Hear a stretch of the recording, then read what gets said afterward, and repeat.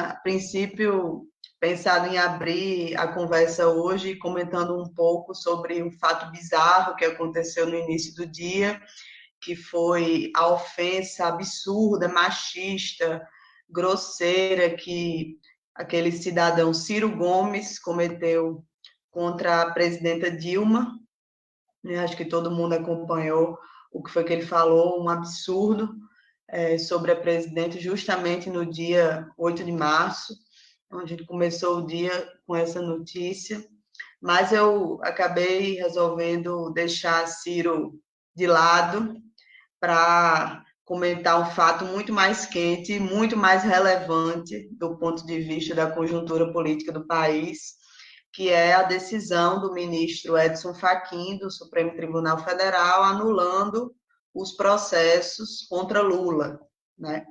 Fachin, antes tarde do que nunca, é bom que se diga, reconheceu que Moro e a 13ª Vara de Curitiba não tinham competência para julgar aquelas situações de que Lula foi injustamente acusado, né? Detalhe, a defesa de Lula já alega a incompetência da Vara de Curitiba há mais de 5 anos, né? Antes mesmo da condenação, bem antes da prisão de Lula. Isso já era uma alegação da defesa. E aí eu queria ler aqui para vocês uma nota, né, para a gente iniciar aqui a nossa atividade de hoje, uma nota muito importante que foi emitida pela defesa do companheiro Lula, agora no final da tarde, né, uma nota intitulada Anotação dos processos de Lula pelo STF. E aí a nota diz o seguinte, eu vou ler, depois comentar algumas coisas, aí a partir daí a gente vai dar início à nossa conversa. A nota diz assim: recebemos com serenidade a decisão proferida na data de hoje pelo ministro Edson Fachin, que acolheu o habeas corpus que impetramos em 3 de novembro de 2020 para reconhecer a incompetência da 13ª Vara Criminal de Curitiba, para analisar 4 denúncias que foram apresentadas pela extinta Força Tarefa contra o ex-presidente e, consequentemente, para anular os atos decisórios relativos aos processos que foram indevidamente instaurados a partir dessas denúncias. A incompetência da Justiça Federal de Curitiba para julgar as indevidas acusações formuladas contra o ex-presidente Lula foi por nós sustentada desde a primeira manifestação escrita que apresentamos nos processos, ainda em 2016. Isso porque as absurdas acusações formuladas contra o ex-presidente pela Força Tarefa de Curitiba jamais indicaram qualquer relação concreta com ilícitos ocorridos na Petrobras e que justificaram a fixação da competência da 13ª Vara de Curitiba pelo plenário do STF no julgamento da questão de ordem no inquérito 4130. Durante mais de 5 anos, percorremos todas as instâncias do Poder Judiciário para que fosse reconhecida a incompetência da 13ª Vara Federal Criminal de Curitiba para decidir sobre investigações ou sobre denúncias ofertadas pela Força Tarefa. Também levamos, em 2016, ao Comitê de Direitos Humanos da ONU, a violação irreparável às garantias fundamentais do ex-presidente Lula, inclusive em virtude da inobservância do direito ao juiz natural, ou seja, o direito de todo cidadão de ser julgado por um juiz cuja competência seja definida previamente por lei, e não pela escolha do próprio julgador, que no caso era Moro. Nessa longa trajetória, a despeito de todas as provas de inocência que apresentamos, o ex-presidente Lula foi preso injustamente, teve os seus direitos políticos indevidamente retirados e os seus bens bloqueados. Sempre provamos que todas essas condutas faziam parte de um conluio entre o então juiz Sérgio Moro e os membros da Força Tarefa de Curitiba, como foi reafirmado pelo material que tivemos acesso com autorização do STF e que por nós foi levado aos autos. Por isso, a decisão que hoje afirma a incompetência da Justiça Federal de Curitiba é o reconhecimento de que sempre estivemos corretos nessa longa batalha jurídica, na qual nunca tivemos que mudar nossos fundamentos para demonstrar a nulidade dos processos e a inocência do ex-presidente Lula e o lawfare que estava sendo praticado contra ele. A decisão, portanto, está em sintonia com tudo que sustentamos há mais de 5 anos na condução dos processos, mas ela não tem o condão de reparar os danos irremediáveis causados pelo ex-juiz Sérgio Moro e pelos procuradores da Lava Jato ao ex-presidente Lula, ao sistema de justiça e ao Estado Democrático de Direito.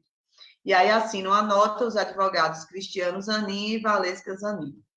E aí, diante dessa situação, né, que obviamente não tem como, a primeira coisa que a gente tem que fazer é comemorar que, mesmo tardiamente, né, mesmo que seja preciso ter cautela com esse movimento que está em curso aí, deflagrado por Fachin, e cautela também com tudo que esse judiciário controlado pelas elites faz, mas no caso concreto existe uma injustiça que está sendo reparada, né?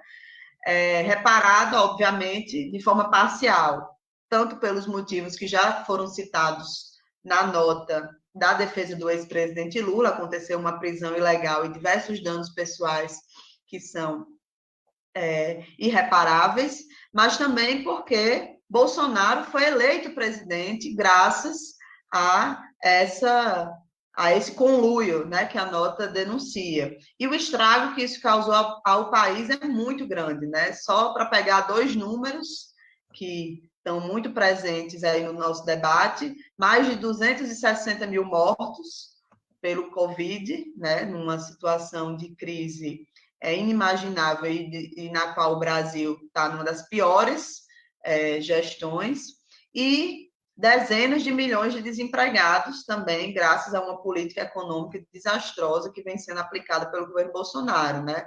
Então, até por isso, é muito importante a gente impedir, né, lutar para impedir que essa decisão seja usada para livrar Moro e a Operação Lava Jato, né? Eles não podem ficar impunes, né?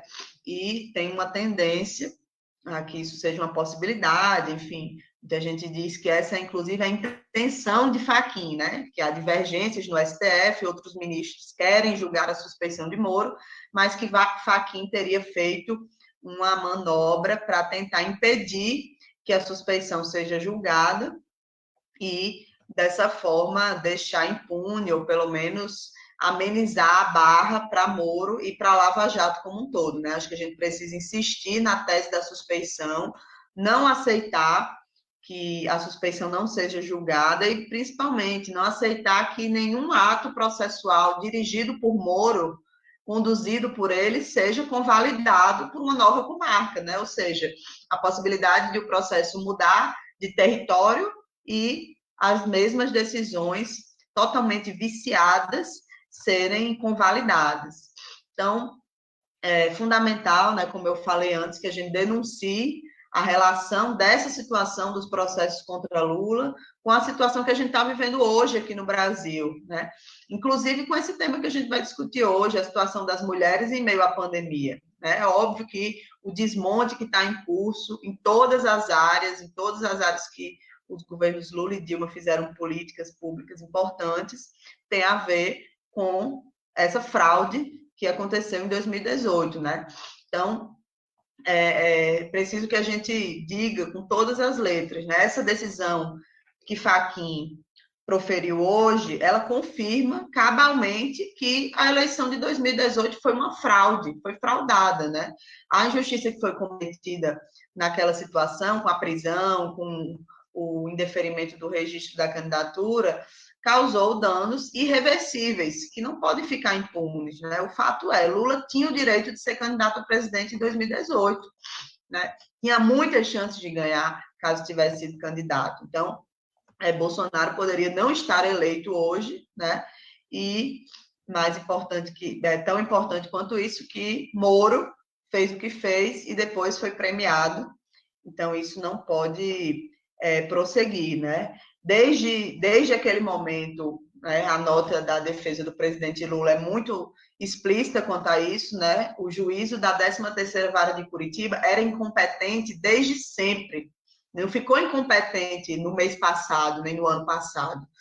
Desde sempre, o pedido estava lá, feito pela defesa do ex-presidente, e deveria ter sido reconhecido antes que essa injustiça fosse para frente, né? Então, apesar de a incompetência estar lá desde sempre, né? Como a gente sabe, Lula foi preso, impedido de concorrer, e aí, como eu já disse, o país está tendo que passar, graças a essa arbitrariedade, por tudo que a gente está passando, por esse governo Bolsonaro, né? Em resumo, Bolsonaro não podia, nem deveria ter sido eleito, e Lula poderia ter disputado, né? E a gente sabe que as chances de vitória eram muito grandes naquele momento, em 2018, se não fosse toda essa perseguição, né? Então, essa demora do STF em reconhecer o óbvio custou muito caro ao Brasil, né? Os mortos pela Covid, a situação de sobrevivência do povo, tanto em relação ao vírus, quanto em relação à fome, a não ter emprego, a não ter condições de moradia, a destruição da economia nacional, que foi causada pela Lava Jato também, tudo isso faz parte desse pacote, né, que é consequência dessa, entre aspas, demora do STF em fazer o que deveria ter sido feito desde então. E a gente sabe, né, para tentar conectar um pouco tudo isso com o que a gente vai discutir a partir de agora, que quando a vida da classe trabalhadora vai mal, a vida das mulheres vai mais mal ainda, né? E é um fato que as mulheres trabalhadoras são as maiores vítimas de todo esse processo de piora das condições de vida do povo brasileiro de uma forma geral, né? E aí a nossa live de hoje eu fiz essa introdução apenas para comentar um pouco desse assunto que a gente não tinha como não tratar, né, diante da urgência, enfim, da atualidade do assunto, que está todo mundo comentando, mas a nossa atividade aqui de hoje tem um pouco esse sentido político, né? No dia simbólico, como o 8 de março, né, com esse debate político fervilhando diante da decisão do ministro do STF, a gente quer conversar um pouco sobre como é que está a vida real, a vida concreta das mulheres em meio a essa pandemia, né? Então, esse é o objetivo dessa conversa.